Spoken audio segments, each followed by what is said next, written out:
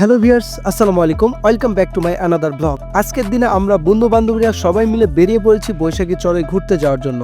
পুরো ভিডিওতে আপনাদের দেখাবো আমরা কি করলাম আর কিভাবে আপনারাও যেতে পারেন, সব কিছু বিস্তারিত। তাই ভিডিওটি শেষ পর্যন্ত দেখবেন। সকালবেলা সবাই রেডি হয়ে আমরা একত্রিত হই বগুড়া পলিটেকনিক্যালের সামনে কলোনি এলাকায়। আর হ্যাঁ, মেয়েরা মানেই লেট, তাই লেট করে আসলো এই তিন সুন্দরী। সবাই আসার পরে আমরা সোজা রওনা দেই বনানীর উদ্দেশ্যে। বনানী থেকে আমাদের শেরপুর যেতে হবে, তাই শেরপুরে বাসের জন্য আমরা অপেক্ষা করছিলাম। সেই ফাঁকে আমরা ছবি তুলি, ভিডিও করি, সবাই বেশ এক্সাইটেড। খুব তাড়াতাড়ি আমরা শেরপুরগামী বাস পেয়ে যাই। বনানী থেকে শেরপুরের ভাড়া মাত্র 30 টাকা। শেরপুরে পৌঁছে আমরা সিএনজি রিজার্ভ করি নদীর ঘাট পর্যন্ত যাওয়ার জন্য। সাধারণত ভাড়া 350 টাকা, তবে আমরা দুটি সিএনজি নেওয়ায় তারা 300 টাকা করে ভাড়া নেয়।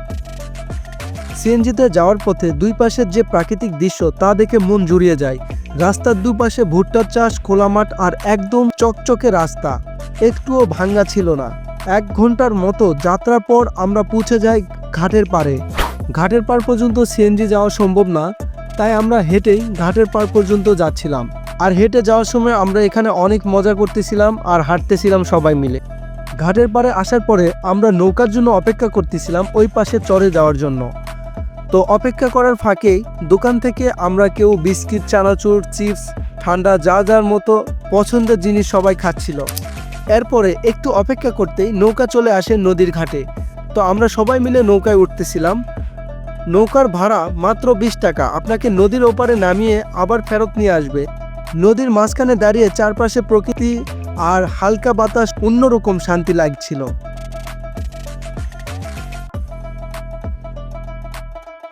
মাত্র 20 মিনিটে পৌঁছে যাই আমরা বৈশাখী চরে। এখন অনেক দুপুর, রোদ একটু বেশি ছিল, তাই আমরা কাছের একটা বাসায় একটু রেস্ট নেই। সৌভাগ্যবশত ওই বাসার মানুষগুলো এতটাই আন্তরিক ছিল যে আমাদের তাদের ঘরে বসে খেতে পর্যন্ত বলে। আমরা আগে থেকে বগুড়া থেকে রান্না করা বিরিয়ানি নিয়ে এসেছিলাম, আর এই বিরিয়ানিটি রান্না করেছিল আমাদের বান্ধবী শম্পা। রোদ কমে গেলে আকাশে হালকা মেঘ জমে পরিবেশটা হয়ে ওঠে দারুণ। তখন আমরা শুরু করি খেলাধুলা। প্রথমে ছিল মেয়েদের বেলুন রক্ষা খেলা। তো চলুন মেয়েদের বেলুন রক্ষা খেলা দেখা যায়, কে ফার্স্ট হয়।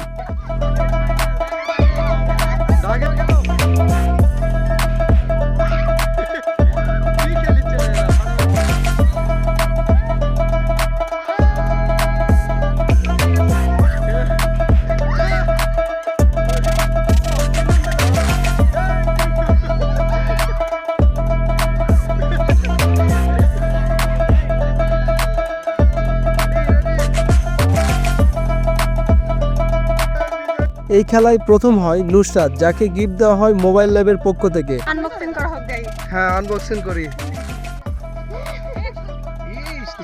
স্ট্যান্ড, মেটালের একটা মোবাইলের স্ট্যান্ড, তাই না?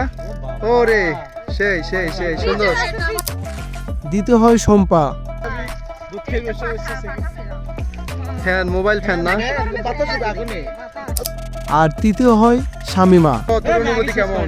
অনেক ভালো, যদিও অনেক হাবসাহাবি করার পরে কিছু না কিছু ধরছে আলহামদুলিল্লাহ। কিন্তু খেলতে খেলতে হঠাৎ করে বৃষ্টি শুরু হয়। খেলাধুলা বন্ধ করে আমরা আবারও ফিরে আসি সেই বাসায়। আপনাদের যদি বৈশাখী চর আসার ইচ্ছে থাকে তাহলে দুপুর বাদে বিকেলের বেলা কিংবা সন্ধ্যার আগ মুহূর্ততে আপনারা আসতে পারেন। বৃষ্টি থেমে গেলে আমরা রওনা হই বগুড়ার পথে। দিনটা সত্যি অনেক সুন্দর ছিল। নদীর ধারে সূর্য অস্ত যাওয়ার দৃশ্যটা ছিল একদম মন ছুঁয়ে যাওয়ার মতো। নৌকা আসতে একটু দেরি করছিল, তাই সবাই মিলে নদীর ধারে আবারও ছবি তোলা, ভিডিও করা শুরু করি। বান্ধবীরা তো ট্রেন খেলতেছিল। শৈশবের মধুর স্মৃতিগুলো যেন ফিরিয়ে এসেছিল সেই মুহূর্ততে।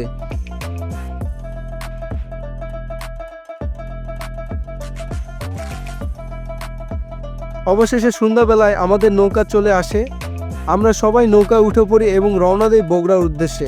আলহামদুলিল্লাহ, নিরাপদে আমরা বগুড়া পৌঁছে যাই।